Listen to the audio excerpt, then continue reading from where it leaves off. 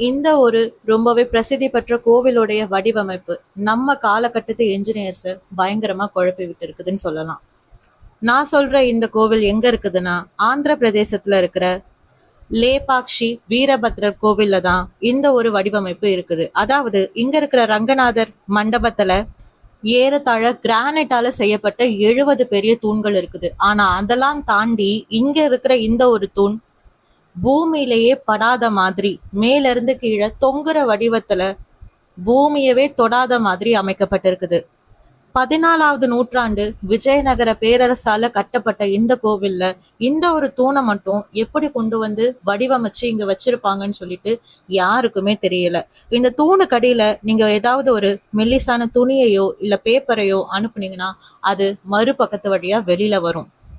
இந்த ஒரு அதிசயமான கட்டமைப்பை ஆராய்ச்சி பண்றேன்னு சொல்லிட்டு பிரிட்டிஷ் காலகட்டத்துல ஒரு ஆராய்ச்சியும் நடந்துச்சு. ஆனா இந்த தூணை அவங்க நகர்த்த முற்பட்ட போது அந்த தூண் கொஞ்சம் அசைவு ஏற்பட்ட உடனே அது பக்கத்துல இருந்த மத்த பெரிய தூண்களை பாதிப்படைய வச்சதுனால இதுக்கப்புறமா இந்த தூணை தொடவே கூடாதுன்னு சொல்லிட்டு அரசாங்கம் முடிவெடுத்து அதுக்கப்புறமா எந்த ஒரு ஆராய்ச்சியையும் அந்த கோவில்ல தடை பண்ணிட்டாங்க. கேக்குறதுக்கு நல்லா இருக்குதுல்ல? இந்த மாதிரி வீடியோஸை பார்க்கறதுக்காக நம்ம சேனலை சப்ஸ்கிரைப் பண்ண மறந்துடாதீங்க.